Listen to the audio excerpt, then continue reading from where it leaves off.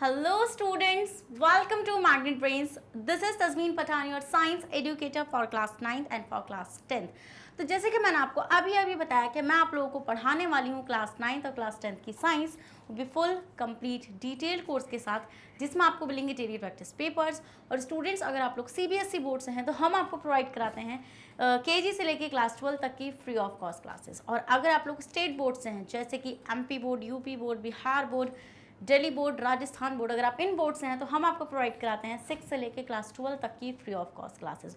और अगर आपको e books and e notes चाहिए, उसका लिंक भी आपको हमारे डिस्क्रिप्शन बॉक्स में मिल जाएगा, तो आप जाकर उसको वहां से अवेल कर सकते हैं। सो भाई विदाउट एनी फर्दर डिले शुरू करते हैं आज का धमाकेदार सेशन, जिसके अंदर हम लोग डिस्कस करने जा रहे हैं सेल डिवीजन। और सेल डिवीजन में भी क्या, माइटोसिस एंड मियोसिस। बहुत ही इंपॉर्टेंट क्वेश्चन है, यहाँ से आपको पक्का, मतलब टॉपिक इतना इंपॉर्टेंट है ना कि यहाँ से क्वेश्चन हमेशा मिलना ही आपको। यहाँ पे इसका डिफरेंस आपको 101% मिलेगा ही मिलेगा। सेल डिवीजन की डेफिनेशन आ सकती है, मियोसिस अकेला आ सकता है, या फिर मियोसिस एंड माइटोसिस में डिफरेंस आ सकता है। तो ये इतना इंपॉर्टेंट है ना कि बस अब आपको पता लग ही गया होगा कि कितना इंपॉर्टेंट है। मैम अगर बोल रही है तो भाई जल्दी से कॉपी एंड पेन उठा लीजिए और मेरे साथ आ जाइए। आज आपके इस टॉपिक को ऐसा चमकाऊंगी ना मैं कि आप जिंदगी में कभी सेल डिवीजन नहीं भूलने वाले, इतनी मैं आप लोगों को गारंटी देती हूँ। तो चलिए भाई जल्दी से हेडिंग लगा लीजिए आप लोग, क्या, सेल डिवीजन। चलिए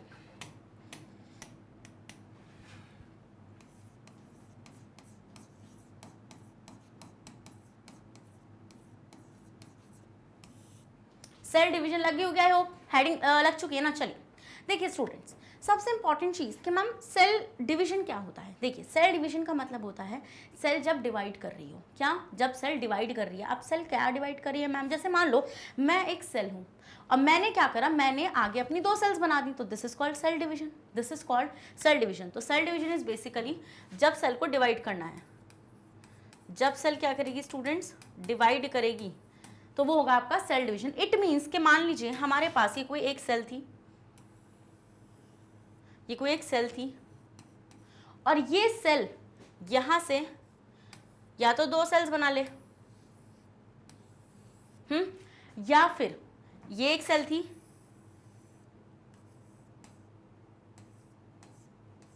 और ये सेल्स फर्दर 4 सेल्स बना ले।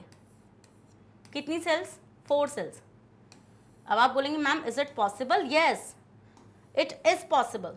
अब आप बोलेंगे ma'am how, just little wait, आप थोड़ा सा वेट करो फिर मैं आपको बताती हूँ। देखो यहाँ पर जो सेल डिवाइड कर रही होती है, याद रखो, जो क्या बोला मैंने, यहाँ पर जो सेल डिवाइड कर रही होती है उसको हम बोलते हैं पेरेंट सेल। क्या बोलते हैं स्टूडेंट्स, हम उसको बोलते हैं पेरेंट सेल। जितना भी मैं पढ़ा रही हूँ, जितना भी यहाँ पे पढ़ाया जा रहा है, सिर्फ उतना याद रखना है, उससे ज़्यादा एक्स्ट्रा याद ही नहीं रखना। मैं बोलती नहीं हूँ एक्स्ट्रा याद रखने के लिए, क्योंकि मुझे पता है कितना पढ़ाना है, समझे। अब देखो ये वाली भी पेरेंट सेल हो जाएगी, फिर this is also your parent cell. अब जो सेल्स बन रही हैं, जैसे आप देखेंगे यहाँ पे सिर्फ 2 सेल्स बनी, तो ये जो सेल्स बनती हैं ना यहाँ पे, दीज सेल्स, इनको हम बोलते हैं स्टूडेंट्स डॉटर सेल्स। क्या बोलेंगे हम इनको हम बोलेंगे डॉटर सेल्स। डॉटर सेल्स बोलेंगे हम लोग इनको। और ये भी जो बनी है इनको भी हम क्या बोलेंगे, डॉटर सेल बोलेंगे। तो पहला पॉइंट क्लियर हुआ, पहला पॉइंट क्लियर हुआ या नहीं हुआ, जल्दी से बताइए जल्दी से। अब आपने देखा कि मैम, चलिए अब देखिए, अब आप ये सोच रहे होंगे कि मैम यहाँ पर एक सेल थी और उससे 2 बनी, ठीक है, यहाँ पर एक सेल थी उससे 4 बनी, हाउ इट इज पॉसिबल। रुको वो भी बताऊंगी ऐसा क्यों हुआ, 1 से 2 और 1 से 4 कैसे बन गई, ये भी सब कुछ तुम लोगों को अभी समझ में आएगा। बस एक पॉइंट याद रखना जो मैं यहाँ पे याद करा रही हूँ, कि जब भी आपको, मैंने अभी शुरू में बोला ना, जब मैंने आपकी मेन स्लाइड लगाई थी, देखो मेन स्लाइड जब मैंने लगाई थी तो मैंने वहाँ पे आपको ये चीज़ बोली थी कि cell division is basically 2 type का होता है, माइटोसिस एंड मियोसिस। तो एक चीज़ आप लोगों को क्या याद रखनी है स्टूडेंट्स, आपको ये चीज़ याद रखनी है कि जब भी एक सेल से 2 सेल्स का फॉर्मेशन होगा, जब भी एक सेल से 2 सेल्स का फॉर्मेशन होगा, तो ये वाला जो स्टेप है ना, दिस स्टेप, ये वाला ऊपर वाला, ये आपका कहलाएगा माइटोसिस। कुछ नहीं याद रखना, जितना बता रही हूँ उतना तो याद रख लोगे ना। तो ये क्या कहलाएगा स्टूडेंट्स आपका, ये कहलाएगा आपका माइटोसिस। तो इट मीन्स कि मैम आप ये कहना चाहती हैं कि माइटोसिस के अंदर एक सेल से 2 सेल का फॉर्मेशन होता है। यस, मैं यही कहना चाहती हूँ कि स्टूडेंट्स माइटोसिस के अंदर आपको ये याद रखना है कि एक सेल से 2 सेल्स बनती हैं। जान याद रख लोगे ये चीज़। उसके बाद ये जो मैम नीचे वाला बचा ये फिर मियोसिस ही होगा, करेक्ट। मियोसिस के अंदर स्टूडेंट्स एक सेल से 4 सेल्स बनती हैं। तो this is your meiosis, this is what, this is meiosis. समझ में वाली चीज आप लोगों को, अगर आपको ये चीज चमक गई तो भाई बहुत अच्छी बात है। फिर आपको कुछ और चीज अभी मैं धीरे धीरे सिखाने वाली हूँ, इतना याद रखो। तो इस तरीके से सेल डिवाइड करिए, this is called the cell division. समझ में ये वाली चीज आप लोगों को। अब हम ये आते हैं कि मैम ये सेल डिवाइड क्यों कर रही है और कौन सी सेल्स डिवाइड कर सकती हैं। दिस द मेन क्वेश्चन कि मैम हमारी बॉडी है उसमें से कौन सी सेल डिवाइड कर सकती हैं और कौन सी सेल डिवाइड नहीं कर सकती। तो अब मैं आपको कुछ बताती हूँ, देखो। देखिए स्टूडेंट्स, अभी मैंने आपको टिश्यू नहीं पढ़ाया है, बट टिश्यू का मैंने आपको एक थोड़ा सा आइडिया ज़रूर दिया था कि टिश्यू होता है ग्रुप ऑफ सेल्स, मतलब जब सेल्स गुच्छे में आ जाती हैं और वो सेल एक सिमिलर फंक्शन को परफॉर्म करने लगती हैं और वो सिमिलर साइज एंड शेप्स की होती हैं, तो वो एक टिश्यू बना लेती हैं। अब हमारी बॉडी में 3 तरीके का टिश्यू मिलता है, 3 तरीके का हमारी बॉडी में टिश्यू मिलता है। कौन कौन सा होता है वो टिश्यू? एक होता है आपका लेबाइल टिश्यू, एक क्या होता है स्टूडेंट्स, एक होता है लबाइल टिश्यू। क्या होता है? लेबाइल टिश्यू, अभी बताऊंगी। एक होता है स्टूडेंट स्टेबल टिश्यू,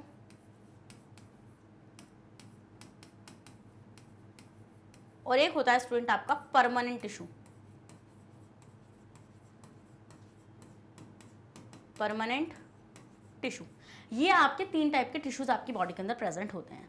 अब आप सोचोगे ma'am labile tissue, stable tissue and permanent tissue में डिफरेंस क्या है ना? डिफरेंस अभी बता रही हूँ आप लोग क्या डिफरेंस। देखिए लेबाइल टिश्यू वो टिश्यू है जो जनरली डिवाइड करता रहता है, मतलब कि इसकी सेल्स बहुत जल्दी जल्दी मरती रहती हैं एंड दे कंटिन्यूसली डिवाइड, इनकी सेल्स कंटिन्यूसली डिवाइड करती रहती हैं। जैसे कि अब आप सोचेंगे मैम कौन सी हैं वो, कौन सी हैं वो? यहाँ पे हम देखते हैं लेबाइल टिश्यू की जो सेल्स होती हैं, इनकी जो सेल्स होती हैं कंटिन्यूसली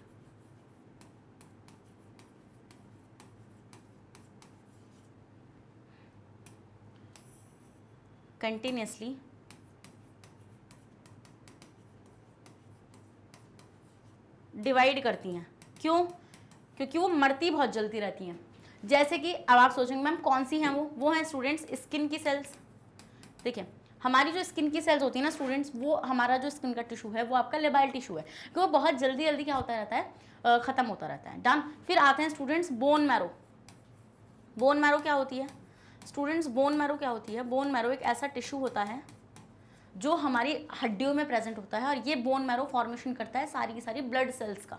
तो ब्लड सेल्स बहुत जल्दी मरती हैं तो उनको वापस से बनना होगा, तो बोन मैरो भी बहुत जल्दी जल्दी क्या करता रहता है? डिवाइड करता रहता है। डन। फिर आपका आता है gastro intestinal tract. Gastro intestinal tract, तो जो हमारा जीआई ट्रैक्ट होता है ना, ये स्टमक की सेल्स और इंटेस्टाइन की सेल्स, ये भी बहुत जल्दी जल्दी मरती रहती हैं, क्योंकि बहुत ज़्यादा काम भी तो कर रही होती है ना।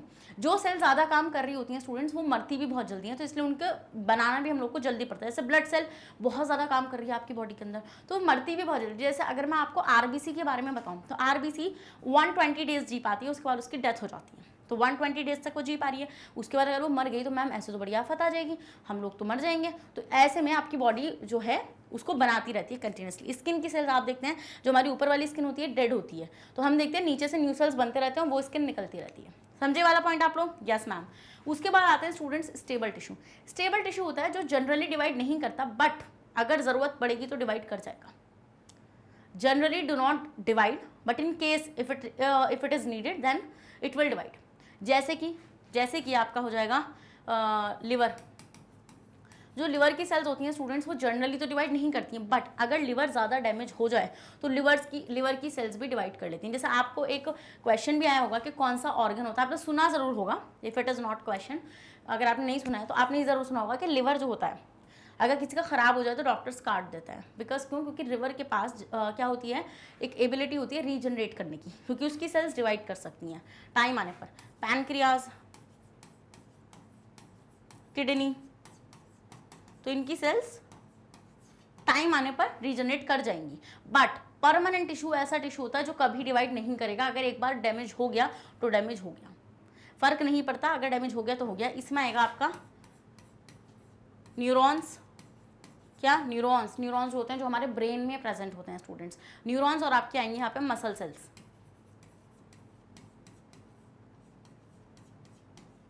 न्यूरॉन और मसल ऐसे दो टिश्यूज़ हैं स्टूडेंट्स, ऐसी दो सेल्स हैं, अगर वो एक बार डैमेज हो गई तो वो डैमेज हो गई, वो कभी भी रीजनरेट नहीं कर पाएंगी। सबसे ज़्यादा पुअर कैपेसिटी होती है इन दो सेल्स की रीजनरेट करने की। तो आपको ये चीज़ समझ में आता है कि मैम कौन सी सेल डिवाइड करेंगे और कौन सी डिवाइड नहीं करेंगी। इनमें से सिर्फ लेबाइल टिश्यू डिवाइड करता है और स्टेबल टिश्यू डिवाइड करता है, परमानेंट टिश्यू कभी भी डिवाइड नहीं करता है। इस पॉइंट को आपको अपने दिमाग में रखना है। अब कैसे करता है वो तो मैम सिखा ही देंगी। मैम ने बता दिया सेल डिवीजन क्या होता है, मैम ने बता दिया कि बॉडी में कौन सा टिश्यू रीजनरेट करेगा और क्यों करेगा। अब आइए ये समझ में आ गया आप लोगों को। अब आप ये सोचोगे कि मैम डिवाइड क्यों ही करना है, आप एक बात बताइए। चलिए आइए उस चीज़ का भी मैं आंसर आप लोगों को अभी देती हूँ, पर आप इसका स्क्रीनशॉट ले लीजिए। ले लिया, आइए अब देखिए। अब मान लो जैसे कि अगर आपने क्लास 8 में थोड़ा बहुत भी पढ़ा होगा कि जब स्पर्म और ओवम मिलते हैं, जैसे कि मान लो ये स्पर्म है,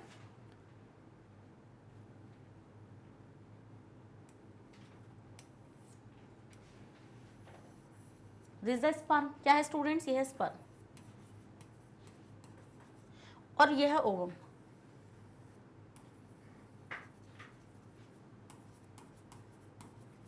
तो हम ये देखते हैं स्टूडेंट्स, जब स्पर्म और ओवम मिलते हैं, जब इन दोनों के आपस में ऐसे फ्यूजन होता है तो दे फॉर्म द जाइगोट। ये क्या बनाते हैं स्टूडेंट्स, ये बनाते हैं एक सेल जिसको हम बोलते हैं जाइगोट।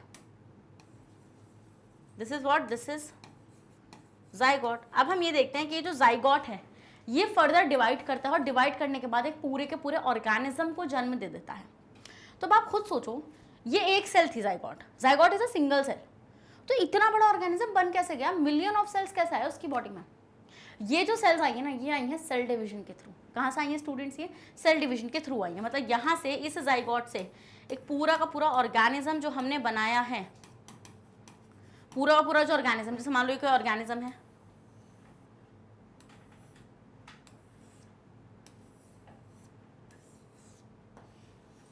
ये जो ऑर्गेनिज्म है और इसकी बॉडी में जो सेल्स हैं, ये इतनी मल्टीपल सेल्स, एक सेल से इतनी सारी सेल्स कैसे बन गई हैं, ये बनी है थ्रू द सेल डिवीजन। किसके थ्रू बनी है स्टूडेंट्स, ये सेल डिवीजन के थ्रू बनी है ये। अब जैसे कि सोचो, मान लो आपके हाथ पे कट लग जाए मान लो, तो आप क्या चीज़ नोटिस करते हैं वहाँ से कि मैम ऐसे थोड़ी कि कट लग गया तो उतना बड़ा गहरा निशान हो गया, उतना डीप चला गया, ऐसा होता है नहीं होता ना कभी भी।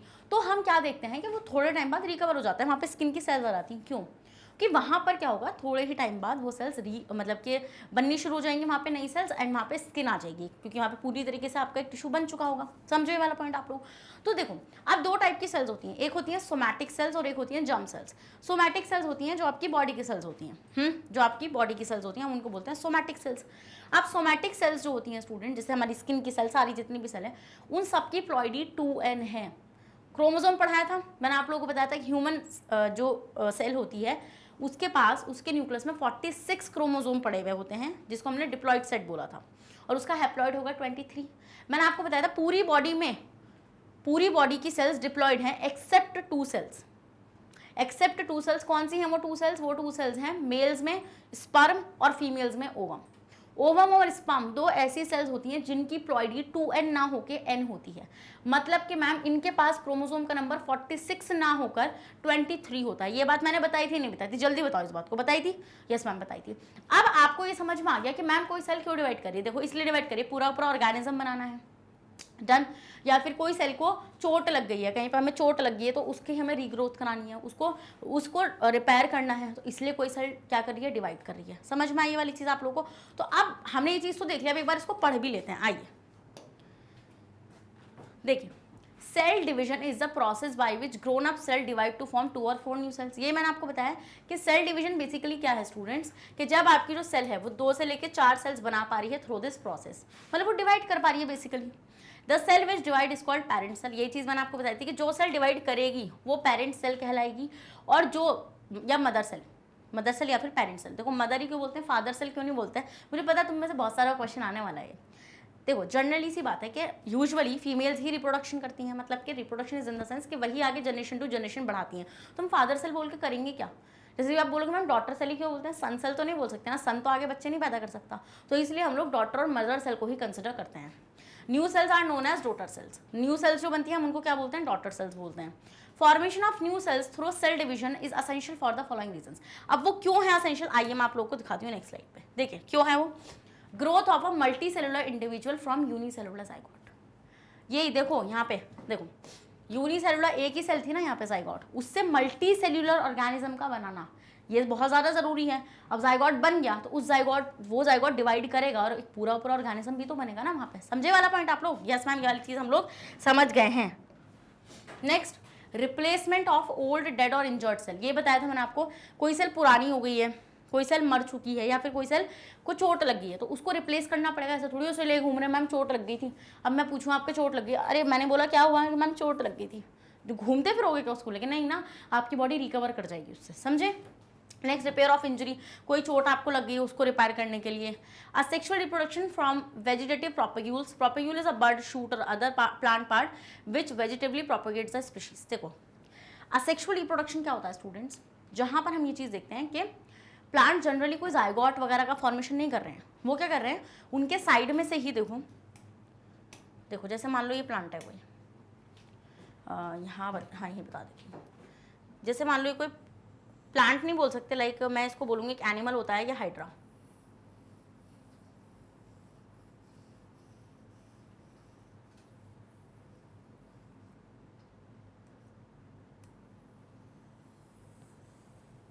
तो हम ये देखते हैं स्टूडेंट्स, इसके साइड में से ना ऐसे बड निकलती है,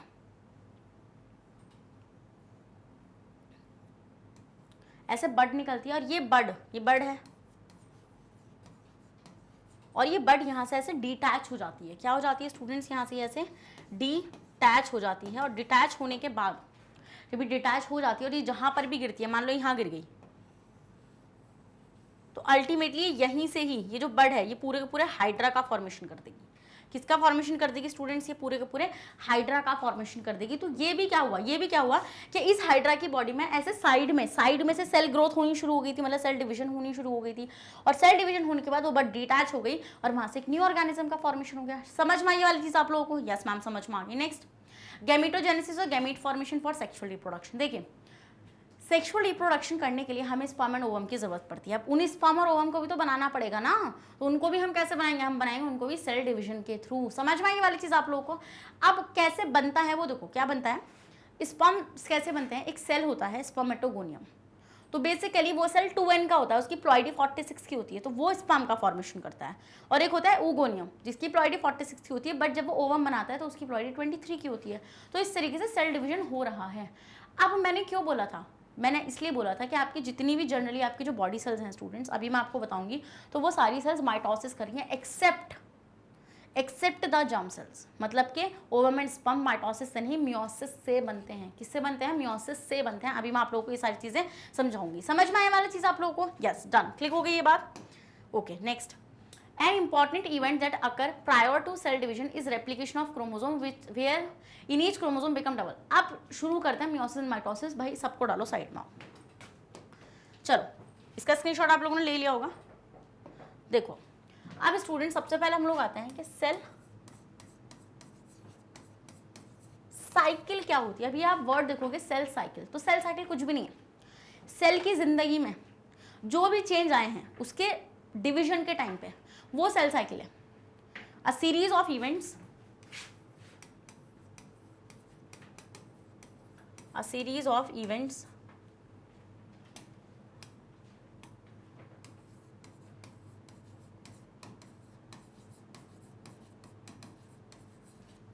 when cell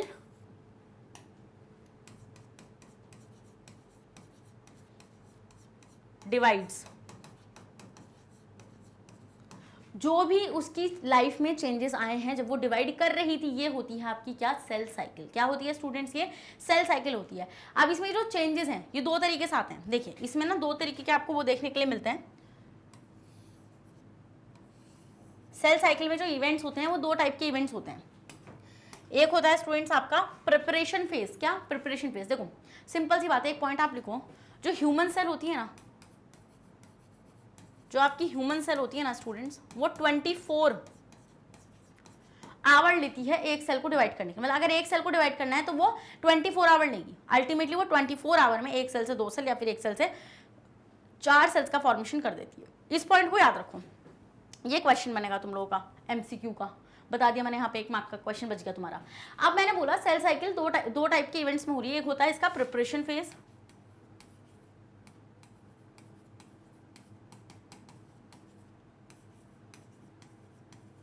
क्या, एक होता है प्रिपरेशन फेज और एक होता है स्टूडेंट्स इसका एक्चुअल फेज। एक्चुअल फेज और प्रिपरेशन फेज। प्रिपरेशन फेज जो होता है स्टूडेंट्स, इसको हम लोग इंटरफेज भी बोलते हैं। इंटरफेज भी बोलते हैं। और जो आपका एक्चुअल फेज होता है उसको हम एम फेज भी बोलते हैं। अब हम ये चीज नोटिस करते हैं स्टूडेंट्स, सेल जो होती है, जैसे ह्यूमन सेल की बात करी मैंने यहाँ पे कि ह्यूमन सेल 24 घंटे लेती है एक सेल से 2 सेल बनाने में या फिर एक सेल से 4 सेल बनाने में। तो बेसिकली यहाँ पर वो 23 आवर का प्रिपरेशन फेज को फॉलो करती है। एंड एक्चुअल फेज मतलब कि वो देखो वही बात है, जो आपको अगर कुछ भी काम करना है तो आप सबसे पहले उसकी तैयारी अच्छे से करो, जो आप एंड टाइम में एकदम से वो काम कर दो। तो यहाँ पे यही काम करती है ये, यहाँ पे ये काम क्या करती है, 23 घंटे लेती है क्या, प्रिपरेशन करने में, और 1 घंटे में सेल को डिवाइड करके अलग कर देती है। अब इसमें होता कैसे, तो मैं आपको ना एक पाई चार्ट बनाऊंगी और उस पाई चार्ट से आपको समझाऊंगी किस तरीके से क्या चीज हो रही है। समझे वाला पॉइंट आप लोग? चलो इसका स्क्रीनशॉट लो, ले लिया। अब आओ यहाँ पे, चलो देखो, यहाँ पे आप देखोगे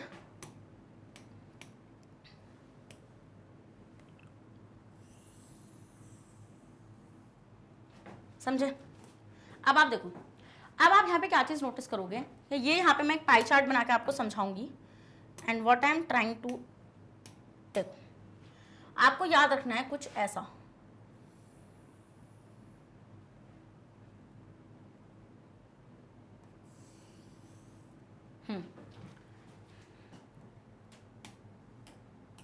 रुको,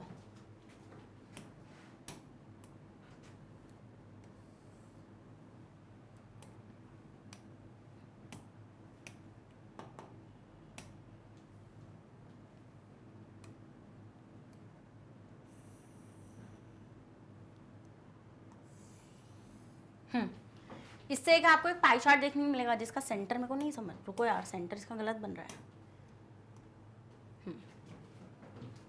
चलो अब जैसा भी बन रहा है,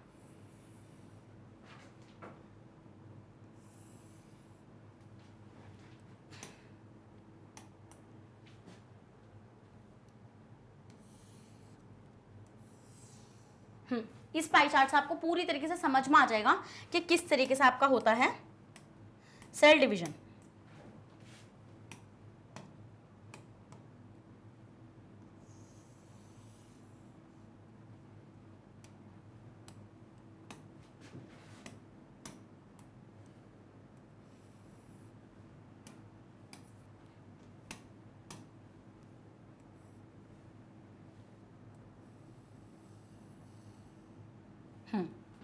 चलो देखो, अब हम लोगों ने ये चीज नोटिस कर ली है कि यहां पर मैम इस तरीके से सेल डिवीजन होना शुरू हो जाएगा।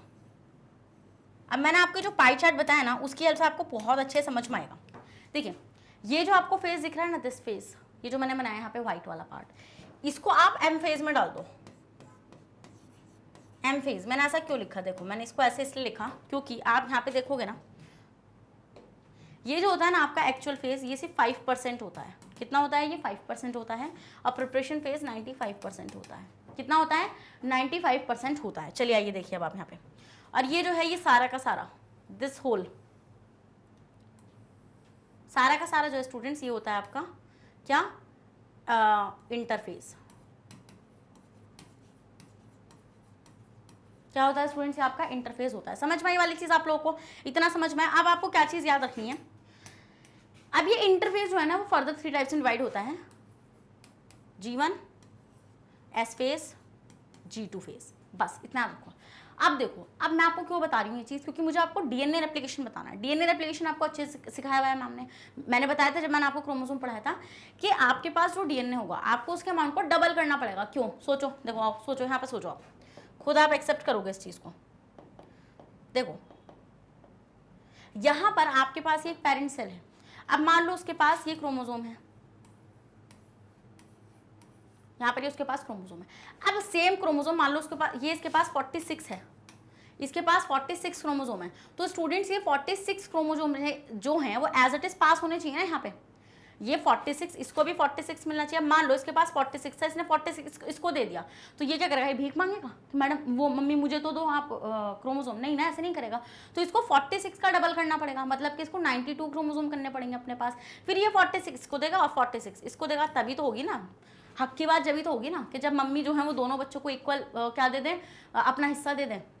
ऐसी इन सेल्स को करना पड़ेगा। तो हम ये चीज़ देखते हैं कि ये जो काम है ना, अब ये ज़रूरी नहीं कि क्रोमोसोम को ही सारा इक्वल देना पड़ेगा, हर चीज़ इक्वल देनी पड़ेगी, जितनी भी सेल ऑर्गेनली है उसको देना पड़ेगा इनको एज इट इज़। मान लो इसके पास माइटोकॉन्ड्रिया था, अब ये थोड़ी है एक ही माइटोकॉन्ड्रिया इसको दे देगी, नहीं ना, ऐसा नहीं होगा, इसको भी देना पड़ेगा, तो उस माइटोकॉन्ड्रिया को भी डबल करना पड़ेगा। समझ रहे हो मेरा वाला पॉइंट? तो हम ये चीज़ नोटिस करते हैं स्टूडेंट्स, हम ये चीज़ नोटिस करते हैं यहाँ पे, देखो हम क्या चीज़ नोटिस करते हैं कि G1 में देखो, अब यहाँ पर आकर आपका एस फेज में होता है डीएनए रेप्लिकेशन। एस फेज में आपका क्या होता है? DNA replication. मतलब डीएनए रेप्लिकेशन कैसे होता है अभी बताऊंगी मैं आपको कैसे होता है एस फेज में डीएनए रेप्लिकेशन। तो इस डीएनए रेप्लिकेशन के लिए चलो पहले डीएनए रेप्लिकेशन ही चलो यही बता देती हूँ ना। डीएनए रेप्लिकेशन क्या होता है स्टूडेंट्स कि आपके पास क्रोमोसोम था,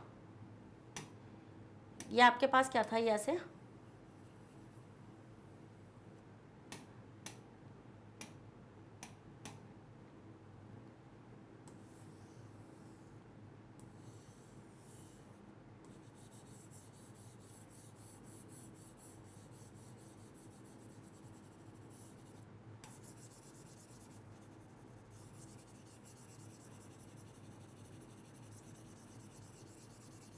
ये आपके पास क्रोमोसोम था या नहीं था?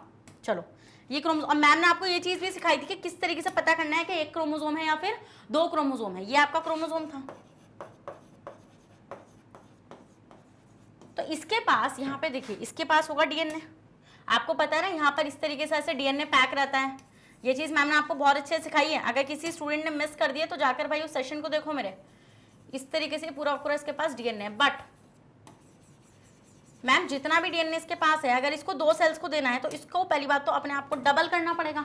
तो ये क्या करता है स्टूडेंट्स, ये यहाँ से ना ऐसे, ये यहाँ से ऐसे डबल कर लेता है, मतलब एक और बाजू बना लेता है अपनी।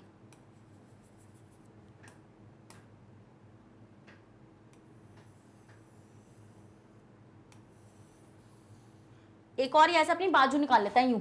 जैसे ही अपनी बाजू निकालेगा ना स्टूडेंट्स यहाँ पे, तो इसका जो क्रोमोसोम है वो तो एक ही रहेगा। क्यों रहेगा जल्दी बताओ, जल्दी बताओ। मैंने ऐसा क्यों बोला कि क्रोमोसोम एक ही रहेगा? क्योंकि मैम आपने ये बताया था, ये जो सेंट्रली प्लेस स्ट्रक्चर यहाँ पे हम देख पा रहे हैं, ये दिस स्ट्रक्चर, ये इसको हम क्या बोलते हैं मैम? इसको हम लोग बोलते हैं सेंट्रोमियर। और हम सेंट्रोमियर को काउंट कर मैम बता सकते हैं कि कितने नंबर ऑफ क्रोमोसोम्स हमारे पास अवेलेबल हैं। समझ में आया? तो क्रोमोसोम तो एक ही है। हम ये देख रहे हैं कि यहाँ पर 1 क्रोमोसोम है, बट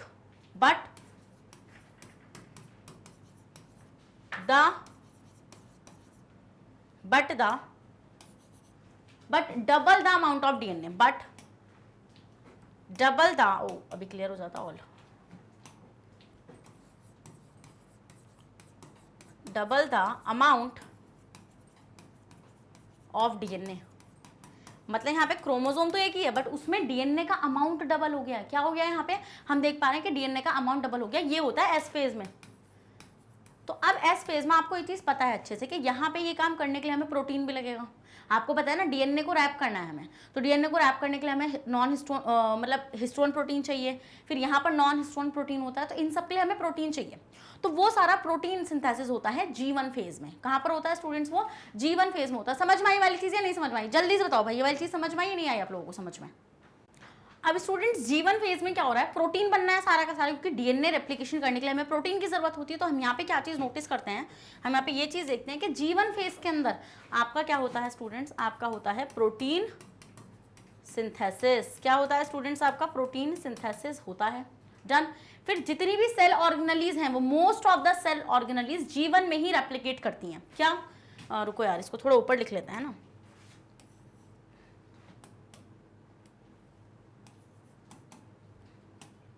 क्या बोला मैंने यहाँ पे बोला most of the cell organelles replicates here.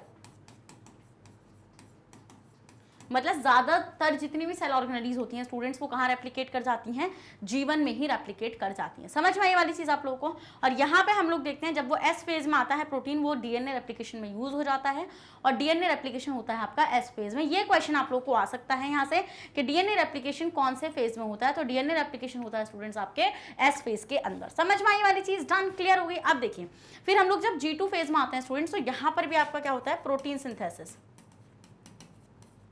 Protein synthesis, यहां पर प्रोटीन सिंथेसिस क्यों हो रहा है, यहां पर प्रोटीन सिंथेसिस हो रहा है क्योंकि अब अल्टीमेटली सेल को यहां से डिवाइड कर देना है। जब सेल इस स्टेज में पहुंचेगी ना, जैसे जब सेल यहां आएगी, जब सेल जैसे मान लो यहां आएगी, तो सेल अल्टीमेटली यहां से 2 हो चुकी होगी, वो इस फेज में 2 हो जाएगी या फिर 4 हो जाएगी।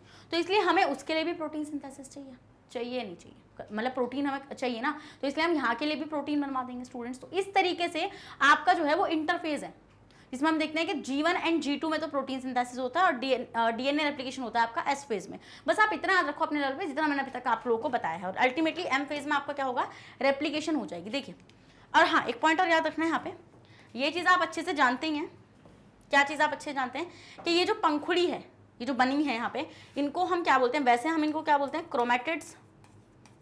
क्रोमैटिड्स, ये भी क्रोमैटिड हो गई और ये भी क्रोमैटिड होगी। बट अगर मैं इन दोनों को साथ में बोलूं कि ये दोनों आपस में क्या है, इन दोनों का क्या रिश्ता है, ये इन दोनों का रिश्ता है सिस्टर्स का, तो ये आपकी क्या कहलाती हैं students, sister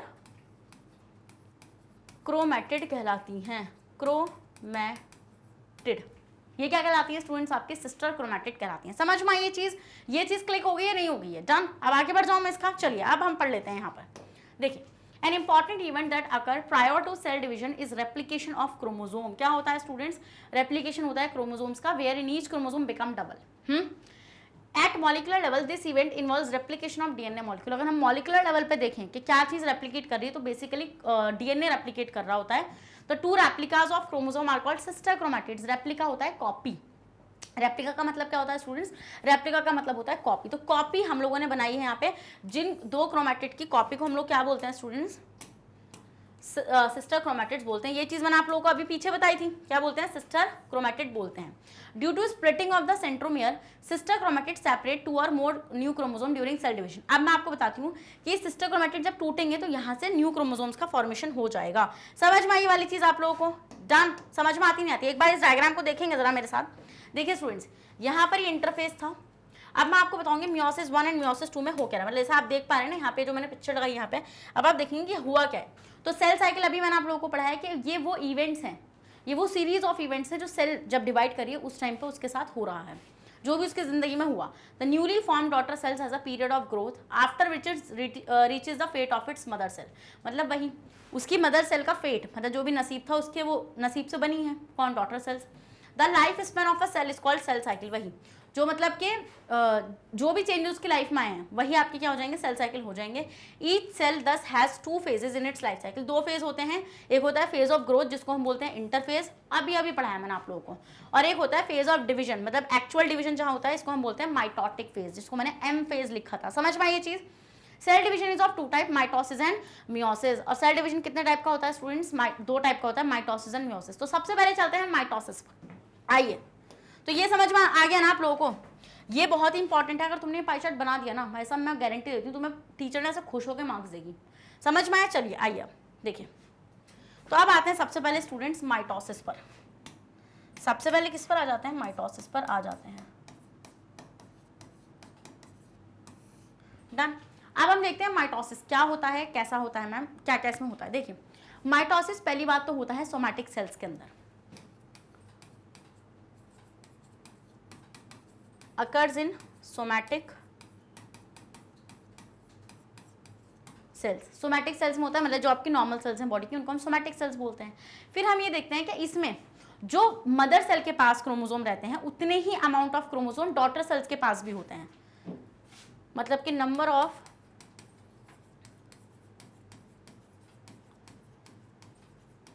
chromosome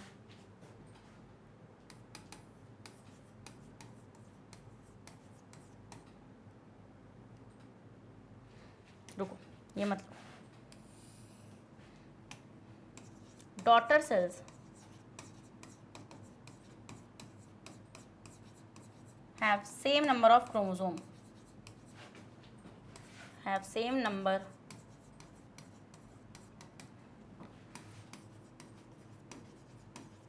of chromosome as mother cell. It means कि मान लीजिए स्टूडेंट्स यहाँ पर ये कोई सेल थी,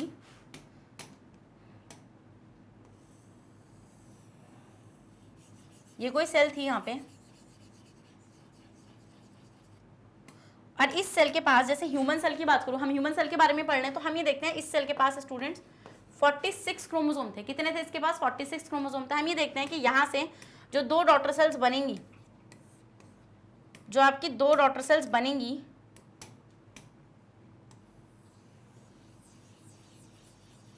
these two daughter cells, as you can see here,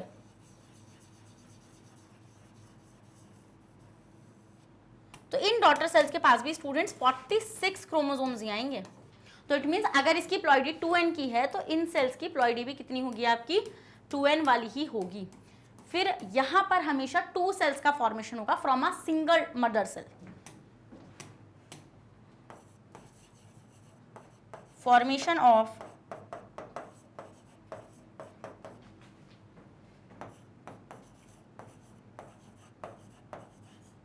two daughter cells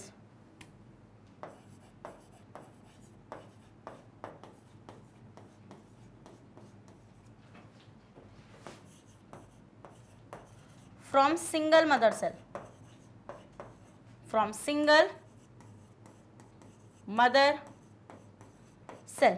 समझ में आई वाली सारी चीजें? समझ में आती है, नहीं समझ में आती है? जल्दी से इसका स्क्रीनशॉट लो। माइटोसिस में समझ में आ रहा है? ओके। अब हम देखेंगे students with the help of a diagram कि how this is happening, like mitosis कैसे हो रहा है। सबसे पहली बात तो वही है कि माइटोसिस में मैम वही सेल साइकिल होगी जो मैंने आपको दिखाई थी ना यहाँ पे, इस तरीके से। याद है? भूल गए? ऐसे साइड में इसको भी रखते हैं। मैंने आप यहाँ पे भी यही होगा स्टूडेंट्स, यहाँ पे आपका माइटोसिस चलेगा, यहाँ पर देखो सेम होता है बिल्कुल जैसे शुरू में बताया था। इस फेज में माइटोसिस होगा अल्टीमेटली आपका। अब माइटोसिस में बेसिकली 2 फेज होते हैं, एक होता है कैरियोकाइनेसिस, एक होता है साइटोकाइनेसिस। पहले कैरियोकाइनेसिस में क्या होता है? पहले न्यूक्लियस डिवाइड होगा, फिर साइटोप्लाज्म डिवाइड होगा। तो यहाँ पे माइटोसिस चलेगा, एक्चुअल फेज यहाँ पर सेल डिवाइड करेगी। समझ लो मेरा ये वाला पॉइंट, सेल यहाँ पर डिवाइड करेगी और अल्टीमेटली यहाँ पर आपको पता ही है क्या होना है। यहाँ पर वही G1 फेज है, यहाँ पर S फेज है, यहाँ पर G2 फेज है। यहाँ पर प्रोटीन सिंथेसिस होगा, सारी सेल ऑर्गेनेल्स यहाँ पर एप्लीकेट करेंगे, यहाँ पे डीएनए एप्लीकेट करेगा, यहाँ पे प्रोटीन सिंथेसिस होगा आपका, और अल्टीमेटली वहाँ पे जाके माइटोसिस वाले स्टेप से 2 सेल्स अलग हो जाएंगी। समझ में आई वाली चीज़ आप लोगों को? डन। अब देखिए इसके अंदर क्या होता है। इसके अंदर ये होता है स्टूडेंट्स कि आपके पास जो एक सेल होती है, चलो पहले इतना पढ़ लेते हैं फिर बताती हूँ मैं यहाँ पे थोड़ा सा। देखो, mitosis is the process of cell division that occur in body और सोमैटिक सेल्स। मतलब बॉडी सेल्स को स्टूडेंट्स हम लोग क्या बोलते हैं? सोमैटिक सेल्स बोलते हैं। In this type of cell division the daughter cell come to have the same number of chromosomes as were present in the parent cell. यही चीज मैंने आपको बताई है कि इसमें जो डॉटर सेल्स होती हैं स्टूडेंट्स, उनके पास सेम नंबर ऑफ क्या होता है? क्रोमोसोम होता है as that of a parent cell.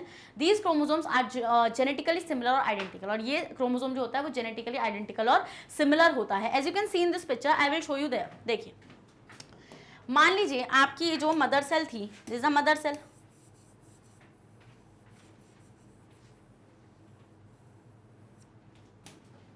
This is mother cell.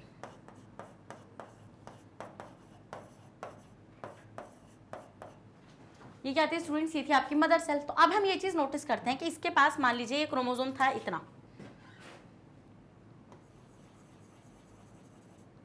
इसके पास ये क्रोमोसोम थे, मान लो ये क्रोमोसोम था इसके पास। डन। तो पहले इस क्रोमोसोम को इसको डबल करना पड़ेगा, नहीं करना पड़ेगा? मानते हो नहीं मानते हो? यस मैम मानते हैं हम लोग, क्योंकि ये सेम क्रोमोसोम इसको आगे पास करना है। तो हम ये देखते हैं यहां से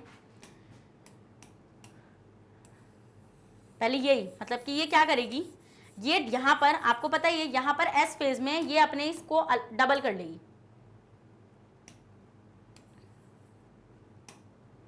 रुको एक मिनट, यहां पर इसके पास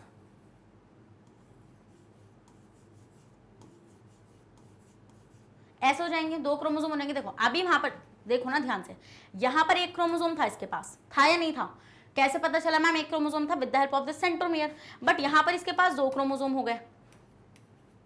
क्या हो गया? यहाँ पे 2 क्रोमोसोम हो गए। अब अल्टीमेटली ये क्या करेगी स्टूडेंट्स, यहाँ से जहाँ पे बहुत सारी चीज होंगी, मतलब कि अल्टीमेटली यहाँ पे बहुत सारी चीजें करेगी एंड यहाँ से ऐसे 2 सेल्स का फॉर्मेशन कर देगी। बताती हूँ मैं कैसे करती है, रुको। ऐसे यहाँ पे ऐसे 2 सेल्स बना देगी और ये अपनी सारी चीजें बांट देगी जो भी इसने यहाँ पे रेप्लिकेट करी हैं। ये हर ऑर्गेनली को रेप्लिकेट करती है स्टूडेंट्स।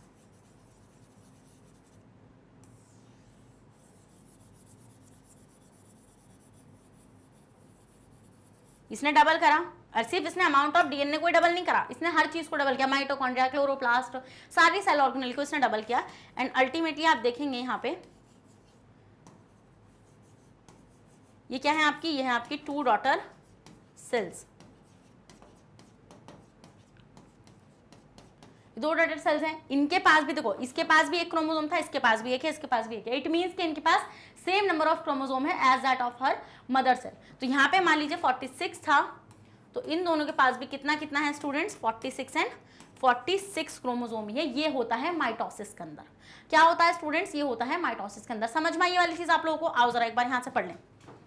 देखो अब आप इस फिगर को आई होप समझ पा रहे होंगे कि यहाँ पे मैम डीएनए रेप्लिकेशन होने के बाद इसके पास डबल अमाउंट हो जाता है एंड देन अल्टीमेटली ये दोनों को आगे पास कर देती है। समझ में ये चीज? चलिए नेक्स्ट देखिए।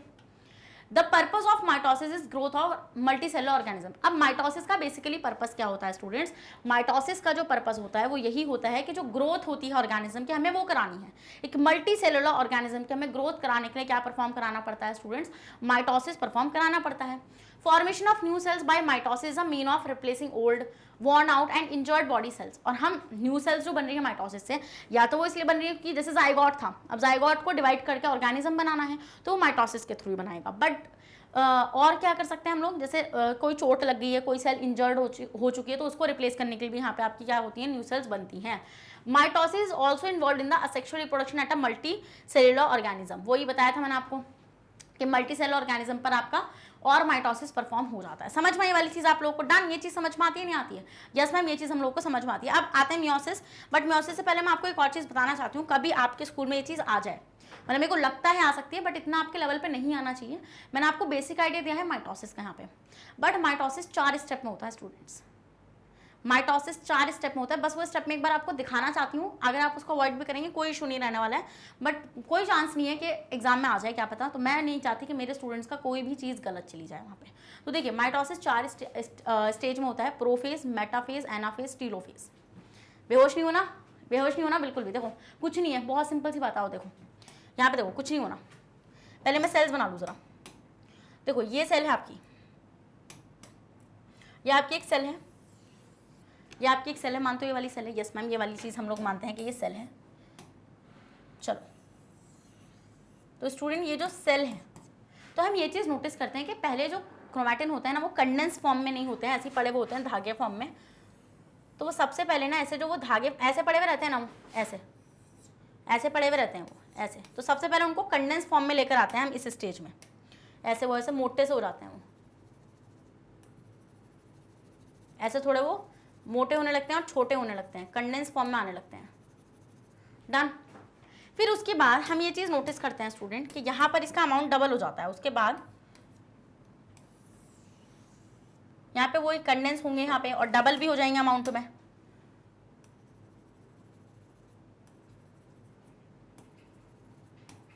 समझे वाला पॉइंट आप लोग? समझे?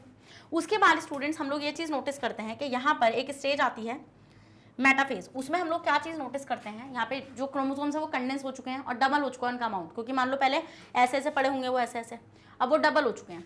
अब हम ये चीज़ देखते हैं कि यहाँ पर जो स्टेज होती है ये मेटाफेज की, उसमें क्या होता है, एक प्लेट होती है ऐसे, और उस प्लेट पर जाकर मान लो एक क्रोमोसोम लेट जाएगा।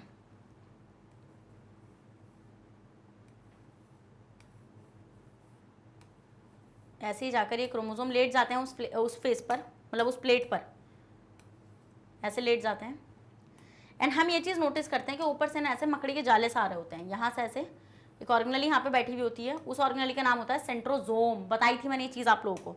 और यहाँ से ये मकड़ी के जाले फेंकती है और ये मकड़ी के जाले से आके ऐसा अटैच हो जाते हैं, जिसको हमने बोला था स्पिंडल फाइबर्स। एंड अल्टीमेटली ये जो क्रोमोसोम मैंने बताया ना कि अलग हो जाएंगे और सेल का फॉर्मेशन हो जाएगा, कैसे होगा वो बता रही हूँ। अल्टीमेटली यहाँ से ऐसे ये स्पिंडल फाइबर, ये जो है ना, ये इनको हम बोलते हैं स्पिंडल फाइबर्स। और ये स्पिंडल फाइबर्स ना एज इट इज यहाँ से ऐसे फट जाएंगे, मतलब ऐसे छोटे होते रहेंगे तो ये फट जाएंगे, बीच में से 2 क्रोमेटिड्स लिखा था ना उसमें कि 2 क्रोमेटिड अलग होंगी, कैसे होंगी, ऐसे होती हैं वो। तो हम ये चीज़ नोटिस करते हैं स्टूडेंट्स कि हम ये देखेंगे यहाँ पे कि अब जब ये स्पिंडल फाइबर शॉर्ट होंगे ना तो उसकी वजह से क्रोमेटिड्स बीच में से फट जाएंगी एंड अल्टीमेटली आपको ये कुछ ऐसा नजर आएगा। बताती हूँ कैसा नजर आएगा।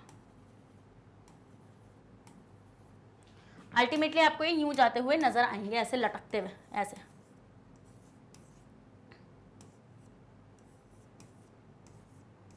ऐसे यूं जाएंगे, ऐसे यूं लटकते हुए चले जाएंगे। समझ गए वाला पॉइंट? ठीक है, समझे। उसके बाद हम ये देखते हैं कि अब क्या होगा। अब अल्टीमेटली यहाँ से ये होगा कि ये जो है ये अलग सेल ऐसे बनती चली जाएगी। अब इसका साइटोप्लाज्म अलग होना शुरू हो जाएगा। हम ये देखेंगे कि इसके पास यहाँ पर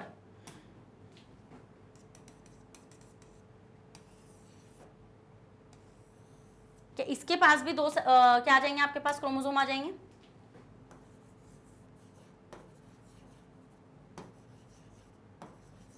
तो मतलब जितने इसके पेरेंट सेल के पास है उतने ही इसके पास भी क्रोमोसोम आ जाएंगे और यहां से आपका एट द एंड 2 सेल्स का फॉर्मेशन हो जाएगा। ये आपकी 2 डॉटर सेल्स का फॉर्मेशन यहां से हम लोग देखने के लिए मिल जाएगा।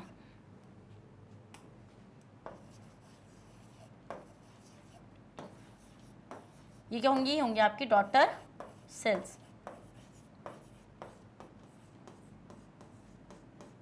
समझे इस चीज को। तो इस तरीके से माइटोसिस होता है। अब आप बोलेंगे मैम चलिए ठीक है, तो हमें समझ में आई क्या। अब जरा इनके नामकरण भी कर दो। देखो ये वाली जो स्टेज है ना जहाँ पे आपके क्रोमोसोम कंडेंस हुए थे, ये आपकी कहलाती है प्रोफेज। क्या कहलाएगा ये आपका? ये आपका कहलाएगा प्रोफेज। प्रोफेज। फिर ये जहां पर ऐसा है देखो कि लेट गए ना, वो लेट गए क्रोमोसोम जाके, ये कहलाएगा आपका मेटाफेज। फिर उसके बाद ये कहलाएगा आपका एनाफेज, जहां पर आपके क्रोमेटिड्स अलग हो चुके हैं एक दूसरे से। और ये जो है ना अल्टीमेटली जहां पर आपकी सेल पूरी तरीके से डिवाइड हो चुकी है, ये है आपका टीलोफेज। और यहां से आपकी न्यू डॉटर सेल्स का फॉर्मेशन हो चुका है। डन। तो इतने फेजेस में आपका क्या होता है, माइटोसिस होता है। तो मैंने ये इसलिए बताया क्योंकि मुझे डाउट है कि टीचर्स दे देंगे इस चीज़ को कि कितने स्टेप होते हैं माइटोसिस के। तो फर्दर 4 स्टेप्स होते हैं माइटोसिस के, इसके स्टेप्स के थ्रू माइटोसिस होता है। समझे वाला पॉइंट आप लोग? तो ये समझ में आ गया आप लोगों को। पहले आप इसका स्क्रीनशॉट ले लो और इसका ना ये मत कर देना मैडम पहले मेटाफेज कर दिया मैंने ना। ऑर्डर यही होता है, प्रोफेज, मेटाफेज, एनाफेज, टीलोफेज, यही ऑर्डर होता है आपका। चलिए देखिए, अब आते हैं स्टूडेंट्स नेक्स्ट आपका मियोसिस पर। किस पर आते हैं? मियोसिस पर आते हैं। मियोसिस में मैं कुछ ही चीज़ें बताऊंगी कि ज़्यादा मैं आपको नहीं बताऊंगी। और हाँ, एक और पॉइंट याद रखना, देखो यहाँ पर आप ये चीज़ नोटिस कर पा रहे होंगे कि यहाँ पे equal amount of chromosome daughter cells को मिला है as that of her mother cell. तो हम ये देखते हैं कि माइटोसिस को ना इक्वेशनल डिवीजन भी बोला जाता है। इक्वेशनल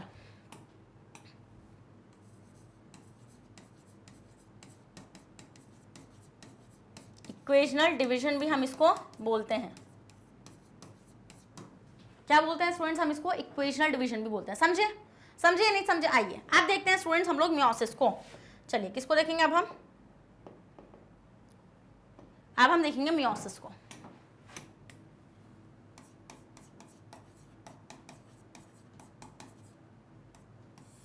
किसको देखने वाला है? मियोसिस को देखने। देखो मियोसिस में क्या होता है, मियोसिस को स्टूडेंट्स हम लोग रिडक्शनल डिवीजन भी बोलते हैं। बिकॉज क्योंकि जितना पेरेंट सेल के पास क्रोमोसोम होता है उतना डॉटर सेल के पास नहीं होता, उसका half the number of chromosome daughter cell के पास प्रेजेंट होता है। तो हम इसलिए इसको क्या बोलते हैं स्टूडेंट्स? हम इसको रिडक्शनल डिवीजन भी बोलते हैं। तो ये क्वेश्चन भी आपको आ सकता है कि रिडक्शनल डिवीजन हम किसको बोलते हैं और इक्वेशनल डिवीजन हम किसको बोलते हैं। समझ गए?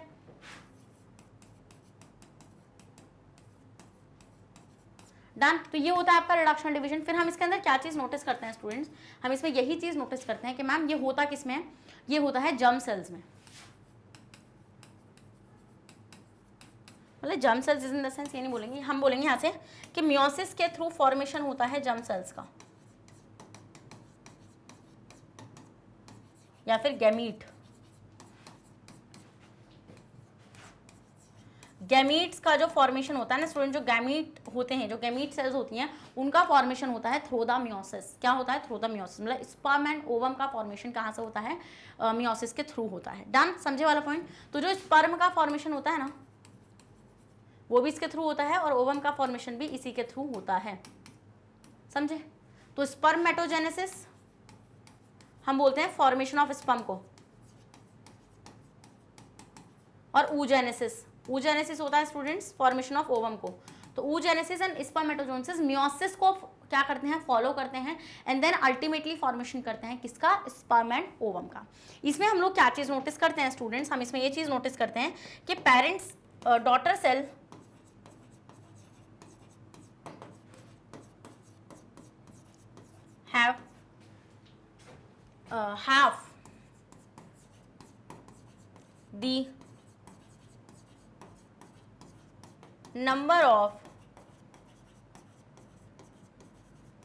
have the number of chromosome as mother cell, फिर हम ये देखते हैं स्टूडेंट्स, जो मियोसिस होता है वो 2 स्टेप में कंप्लीट होता है। Meiosis occurs in 2 steps। 2 steps, 2 steps में स्टूडेंट्स आपका जो होता है वो मियोसिस कंप्लीट होता है। एक होता है आपका मियोसिस 1 और एक होता है स्टूडेंट्स आपका मियोसिस 2।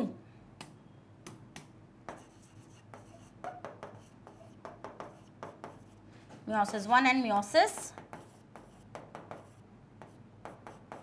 2। समझे वाला पॉइंट आप लोग? Meiosis 1 and meiosis 2। मियोसिस 2 जो होता है ना वो बिल्कुल माइटोसिस की तरह होता है, बिल्कुल सेम एज इट इज। तो मैं आपको सिर्फ एक आइडिया दूंगी, कोई वो नहीं करेंगे, एनाफेज वैनाफेज कुछ नहीं करेंगे। आप देखो क्या होता है मियोसिस के अंदर, ले लो इसका स्क्रीनशॉट। चलो अब देखो यहाँ पर क्या होता है, ये एक सेल है,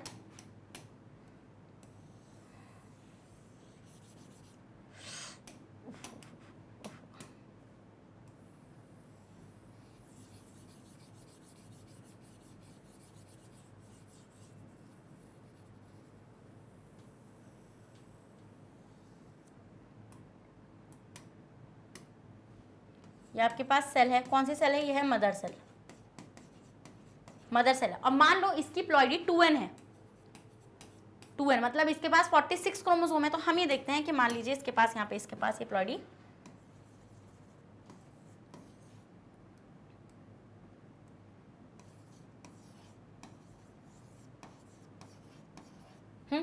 ये इस तरीके से है। अब हम क्या चीज नोटिस करते हैं कि यहां से ऐसे 2 सेल्स बनेंगी।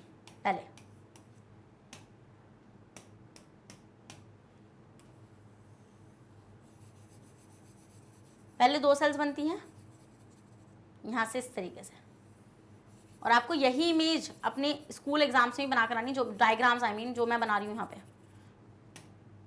उसके बाद आप क्या चीज यहाँ पे नोटिस करेंगे स्टूडेंट्स, इसके पास एक क्रोमोसोम आ जाएगा और इसके पास एक और आ जाएगा। आप खुद सोचो यार, इसके पास 2 ऐसे थे जब इसके पास प्लॉइडी 2n थी, बट अब एक एक के पास एक एक है, तो मतलब इनकी प्लॉइडी कितनी हो जाती है? हो जाएगी n। तो मतलब हम ये देखते हैं, ये जो मैंने आपको बताया ना, दिस इज द मियोसिस 1। तो मियोसिस 1 होते ही प्लॉइडी हाफ हो जाती है। और ये प्लॉइडी, अब मैंने आपको क्या बोला? माइटोसिस। मैंने क्या बोला आपको कि जो मियोसिस 2 होता है वो माइटोसिस की तरह होता है। तो माइटोसिस में तो क्रोमोसोम नंबर चेंज नहीं होता, सेम रहता है। तो इसलिए हम देखते हैं क्रोमोसोम नंबर चेंज नहीं होगा, और अल्टीमेटली यहाँ से ये भी 2 सेल्स का फॉर्मेशन करेगी और ये भी 2 सेल्स का फॉर्मेशन करेगी। इसलिए हम बोलते हैं कि माइटोसिस, वो मियोसिस का रिजल्ट में हमें 4 डॉटर सेल्स मिलती हैं।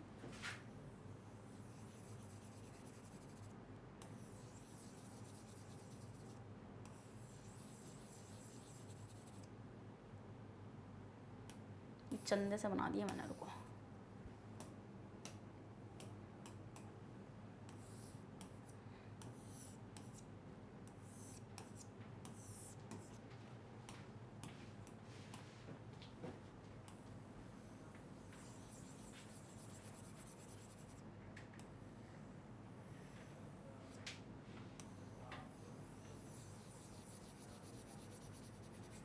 माइटोसिस में कितनी सेल्स बन रही थी? 2, और यहाँ पे कितनी बनेंगी? 4।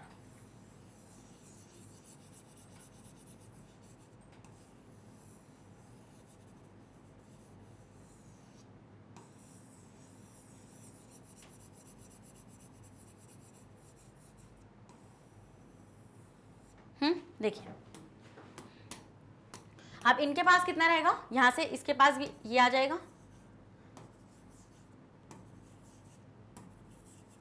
तो इनके पास क्या रहेगा स्टूडेंट्स, एन एन इनके पास क्रोमोसोम आ जाएगा। तो इनकी हम लोग क्या देखते हैं, इनकी प्लॉइडी चेंज नहीं होती है, तो ये होता है आपका meiosis 2। This is what, this is your meiosis 2। समझ में आई वाली चीज, आप लोगों को समझ में आती नहीं आती है वाली चीज, बढ़िया करके समझ में आ गई। बस इतना याद रखो मियोसिस के अंदर, और इससे ज्यादा याद रखने की कोई जरूरत ही नहीं है, बिल्कुल भी नहीं याद रखनी। और एक पॉइंट याद रखना है यहाँ से, हाँ, कि जो मियोसिस होता है वो 2 स्टेप में होता है, और यहाँ पे फॉर्मेशन होता है 4 डॉटर सेल्स का through meiosis.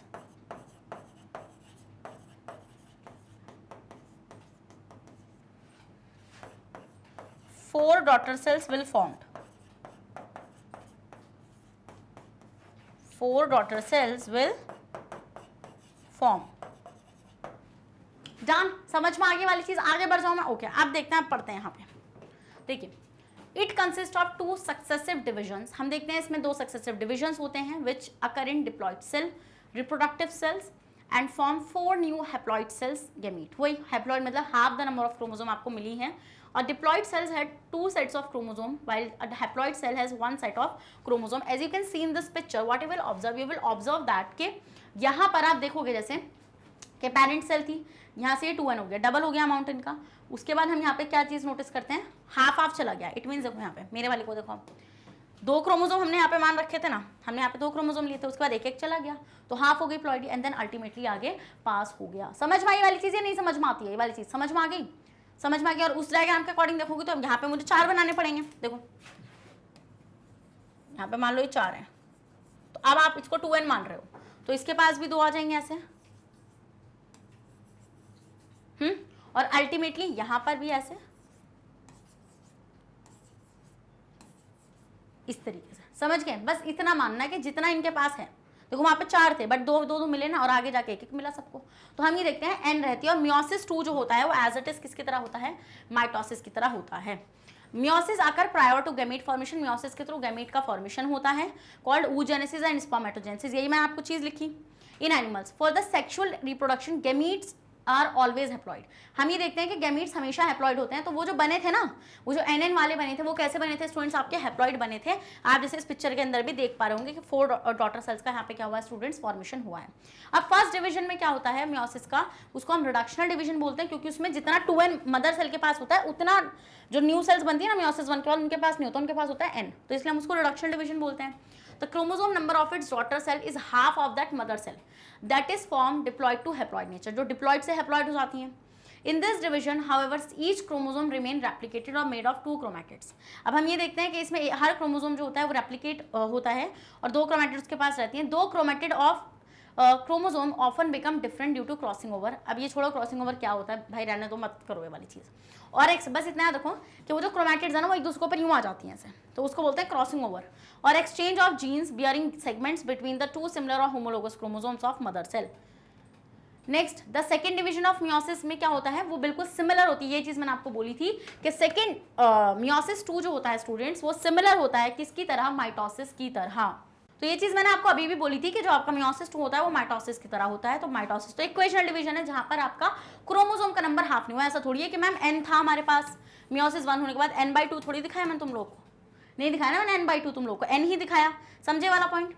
In this case, the 2 daughter chromatids of each chromosome separate and form a new chromosome. The number of the chromosome remain haploid as after meiosis 1. Haploid ही रहेगा। Meiosis is essential for sexual reproduction। अब meiosis अगर नहीं होगा students, ये बहुत ज़्यादा essential होता है कि sexual reproduction के लिए जो हमें gametes चाहिए वो इसी के थ्रू बन पाते हैं। As it produce haploid gametes, जिसको हम ova and spermatozoa बोलते हैं animals में। 2 such gametes, male and female, fuse and form a diploid zygote। अब क्या होता है, इसके थ्रू जो हम लोगों ने बनाया sperm males में और जो बनाया ओवम फीमेल्स में, ये आपस में फ्यूज कर जाते हैं through the sexual reproduction to form a zygote. किस चीज़ का फॉर्मेशन होता है स्टूडेंट्स, यहाँ से जाइगोट का फॉर्मेशन होता है। अब ये जाइगोट एक पूरे के पूरे ऑर्गेनिज्म का फॉर्मेशन करेगा through the mitosis. Done. The body of the individual developed by mitotic division of zygote and its daughter cell. यही चीज़ मैंने अभी आपको बताई है कि जो पूरा ऑर्गेनिज्म बनेगा स्टूडेंट्स, वो बनेगा थ्रू द माइटोसिस। किसके थ्रू बनेगा, वो माइटोसिस के थ्रू बनेगा। आइए अब एक क्विक क्या देख लेते हैं, डिफरेंस देख लेते हैं, उससे आपको पूरा माइटोसिस एंड मियोसिस बढ़िया करके क्लियर हो जाएगा। Mitosis division, mitosis is a single division which produces 2 daughter cells. इसमें हम लोग देखते हैं सिंगल होता है और 2 डॉटर सेल का फॉर्मेशन होता है, बट ये डबल होता है। मियोसिस डबल डिवीजन होता है जिसमें 4 डॉटर सेल्स का फॉर्मेशन होता है। Next ploidy, the division can takes place in both diploid and haploid cells. Ploidy होती है मतलब कि ये ना माइटोसिस दोनों में हो सकता है, मियोसिस में भी एंड माइटोसिस। मतलब मैं ये बोल रही हूँ, मान लो आपके पास 2n की सेल्स थी और अगर उसमें माइटोसिस होगा तो जो सेल्स बनेंगी वो 2n वाली ही रहेंगी। या अगर ये n में हो रहा है, जैसा अभी देखा था ना आपने, n हैप्लॉइड सेल्स बनी थी मियोसिस 1 के बाद, उसके बाद उसमें माइटोसिस हुआ था। तो हम ये चीज़ नोटिस करते हैं कि ये जो n है ये आपका अल्टीमेटली n ही बनाएगा। क्या बनाएगा? ये n ही बनाएगा, मतलब माइटोसिस के बाद प्लॉइडी चेंज नहीं होगी। बट अगर आप मियोसिस में बात कर रहे हो तो इसमें ये सिर्फ डिप्लॉइड सेल्स में होगा, क्योंकि डिप्लॉइड को आप 2n से n कर सकते हो, n को आप n/2 नहीं कर सकते। इंसान का बच्चा बनाना है, कुछ राक्षस वाक्षस नहीं बना के तैयार कर देना, समझे? तो number it can occur in innumerable cells for forming the body of the individual. बहुत सेल्स में हो सकता है ये, मतलब कि नंबर ही नहीं है ऐसा थोड़ी कि 1-2 सेल्स में होगा, बट ये पर्टिकुलर सिर्फ गैमीट रिप्रोडक्शन वाली सेल्स में होता है। It occur only during sexual reproduction to produce gametes.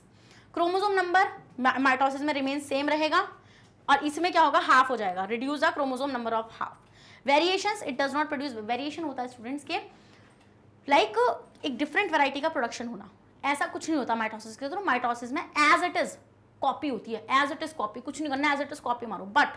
But हम लोग इसमें देखते हैं कि इसमें क्या होता है? लॉट ऑफ जेनेटिक वेरिएशन इसके अंदर होता है। जेनेटिक वेरिएशन मतलब कि चेंजेस इसके अंदर आ जाते हैं, मतलब उन सेल के जेनेटिक, जैसे मैंने आपको बोलता है ना, एक टर्म मैंने बोलता है क्रॉसिंग ओवर। क्रॉसिंग ओवर होने की वजह से आप देखो, एक बात सोचो ना, आपके सिबलिंग्स मतलब जो आपके बहन भाई हैं वो आपकी तरह क्यों नहीं लगते? बिल्कुल, अगर आपकी तरह लगते तो भाई बताओ, कांड कोई और करता, पिटता कोई और, ऐसा होता ना? ऐसा नहीं होता, क्योंकि मियोसिस में जेनेटिक वेरिएशंस होते हैं, मतलब हमारे पास डिफरेंस होता है क्या? वैरायटी में, इसलिए हम लोग अपने सिबलिंग्स के जैसे बिल्कुल भी नहीं लगते। समझ में ये वाली चीज़ आप लोगों को? डन, ये वाली चीज़ समझ में आ गई है? तो भाई इसी के साथ पूरा मियोसिस माइटोसिस आपके दिमाग में डाल दिया है मैम ने, आपको आ चुका है मियोसिस माइटोसिस। एक बार स्क्रीनशॉट ले लो जरा यहाँ से, एक मिनट रुको।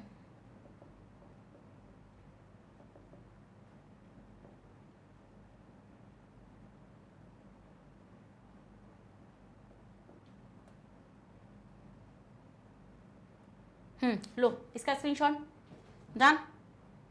इसका लो, बताया था मैंने कितने टाइप के टिश्यू होते हैं जो कैसे डिवाइड कर रहे हैं। ये मैंने बताया था जाइगोट से ऑर्गेनिज्म बनेगा। देखो यहाँ पे पॉइंट याद रखना कि ये जाइगोट, ये ओवम और स्पर्म जो बने थे मियोसिस से बने थे, बट जाइगोट आगे जो ऑर्गेनिज्म बनाएगा वो माइटोसिस से बनाएगा। ये बताया था मैंने, सेल साइकिल में 2 फेज आएंगे, प्रिपरेशन एंड एक्चुअल फेज। ये मैंने एक पाई चार्ट बताया था, इसको स्क्रीनशॉट लो। फिर मैंने बताया था किस तरीके से इस फेज में क्रोमोसोम डीएनए मतलब डीएनए का रेप्लिकेशन हो रहा है। माइटोसिस के बारे में बताया था, इसका स्क्रीनशॉट लो, ये बनाकर आना एग्जाम में, इसको अवॉइड भी करोगे कोई दिक्कत नहीं है। ये मियोसिस, दिस मियोसिस, बस डन, इतना ही। और मियोसिस माइटोसिस आपके दिमाग में एंटर कर चुका है। इसी के साथ मैंने सेल चैप्टर भी खत्म कर दिया है, सारा एक्सप्लेनेशन पार्ट मैंने सेल का खत्म कर दिया है, जितना भी इंपॉर्टेंट था सब आपको बता दिया है। अब इसके बाद शुरू होंगे स्टूडेंट्स क्या? क्वेश्चन आंसर्स, ठीक है? हर सारे के सारे इंपॉर्टेंट क्वेश्चन आंसर, इन टेक्स्ट क्या, एनसीईआरटी के एक्सरसाइज के क्या, एमसीक्यूज, एमआईक्यूज, असर्शन, जितने टाइप के क्वेश्चन आपके दिमाग में आते हैं ना, वो सब आने वाले हैं आपके इस चैप्टर के। अब तो भाई वापस से एक और चीज़ बताना चाहती हूँ कि मैग्नेट ब्रेन्स आपको प्रोवाइड कराता है फ्री ऑफ कॉस्ट एजुकेशन। और अगर आप लोग सीबीएसई बोर्ड से हैं तो हम आपको प्रोवाइड कराते हैं केजी से लेकर क्लास 12 तक की फ्री ऑफ कॉस्ट क्लासेस। और अगर आप लोग स्टेट बोर्ड से आते हैं जैसे कि MP board, UP board, Bihar board, Delhi board and Rajasthan board, तो स्टूडेंट्स हम लोग आपको प्रोवाइड कराते हैं 6 से लेकर क्लास 12 तक की फ्री ऑफ कॉस्ट क्लासेस। और अगर आपको e books and e notes चाहिए, उसका लिंक आपको हमारे डिस्क्रिप्शन बॉक्स में मिल जाएगा, तो आप उसको वहां से जाकर अवेल कर सकते हैं। और आप हमें कहाँ कहाँ फॉलो कर सकते हैं?